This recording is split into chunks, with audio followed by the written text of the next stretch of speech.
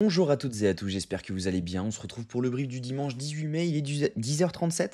Aujourd'hui, on va parler donc des news économiques, du ratio long and short, du funding, open interest, des liquidations. On regardera ce que font les whales en finissant par l'analyse technique de Bitcoin. Mais avant ça, on va regarder donc ce qui s'est passé hier. Hier, on a eu donc j'ai pas fait de vidéo hier, j'étais malade. Tout simplement pas possible. Mais en tout cas, voilà, dans les hier soir, j'ai call ce long. On s'est fait front run, c'est bien dommage. En fait, le but était de venir chercher sous ces liquidités pour venir recombler donc le FVG. Donc on avait cette zone-ci à venir chercher et donc par conséquent, c'était assez logique de venir chercher l'OBH1 plus les liquidations ensuite dans cette zone pour fermer également ce FVG. Donc c'était assez logique de venir chercher cette zone normalement. On voit qu'on a laissé un equal low donc juste ici. Donc on a des accumulations de liquidités. Normalement, on aurait dû au moins venir liquider donc sous cette zone, au moins sous celle-ci, parce que ici on avait déjà pris le FVG, donc c'était pas obligatoire d'y aller. Donc voilà, bon c'est pas grave. Le trade part sur nous, j'ai retiré l'ordre et voilà, en fait je l'avais tout simplement, hop, je l'avais call directement sur la school. Donc vous voyez juste ici, le plan était donc tout simplement de prendre ce long pour pouvoir repartir à la hausse. Et là je dis que c'est front run, donc c'est pas grave. Il y aura d'autres trades, on va à mon avis en avoir d'autres cette semaine.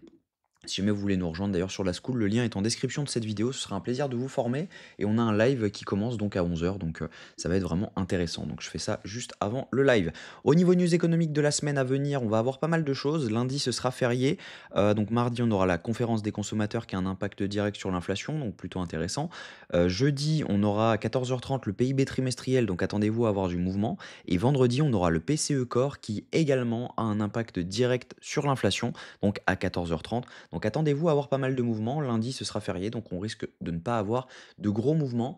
En revanche, mardi à l'ouverture, vu qu'il y aura 3 jours de pause, il y a de grandes chances que ça bouge pas mal. Au niveau crypto bubble, on a du vert à peu près partout, on a un rebond sur Bitcoin, donc c'est normal. Au niveau funding open interest, ce qu'on voit, c'est qu'il y a pas mal de gens qui sont actuellement en train de short, parce qu'on a donc une hausse de l'open interest juste ici, avec une baisse majoritaire des funding, ce qui veut dire que là-dessus, ce sont exclusivement pour une majorité de shorts qui sont en train de s'ouvrir. Au niveau liquidation, ce qu'on voit, c'est que ça nous atteste de la même chose. Donc on avait toujours les liquidations que je vous avais annoncées donc en début de vidéo pour tout simplement l'ouverture de notre longue. On avait des liquidations qui nous emmenaient jusqu'aux 102 250 dollars. Et donc on a toujours donc, ce cluster de liquidité. Mais là, on a un nouveau cluster qui nous emmène jusqu'aux 105 480 dollars. Donc c'était le plan de base de venir chercher les 105 000. Et là, on peut pousser un petit peu plus haut.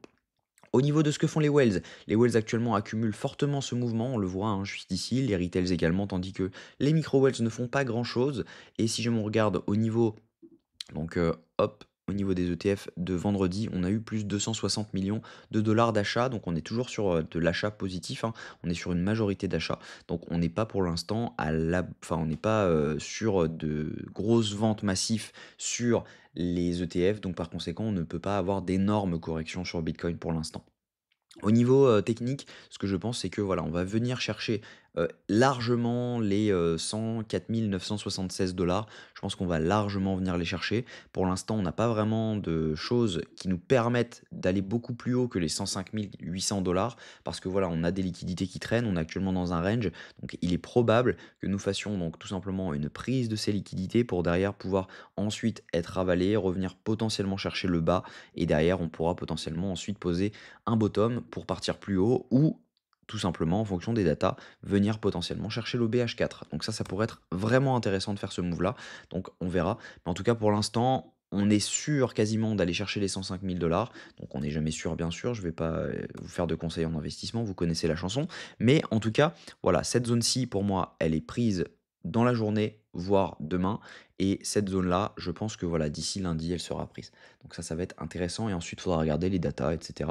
En fonction de savoir si jamais on ouvre un short pour aller chercher le bas de ce range ou si jamais on peut continuer plus haut. Et du coup, on rentre sur un mouvement de continuation. Je vous souhaite une très bonne journée. J'espère que cette vidéo vous a plu. Si c'est le cas, je vous invite à vous abonner, à liker cette vidéo et à commenter ce que vous en pensez. On se retrouve demain à la même heure. Prenez soin de vous.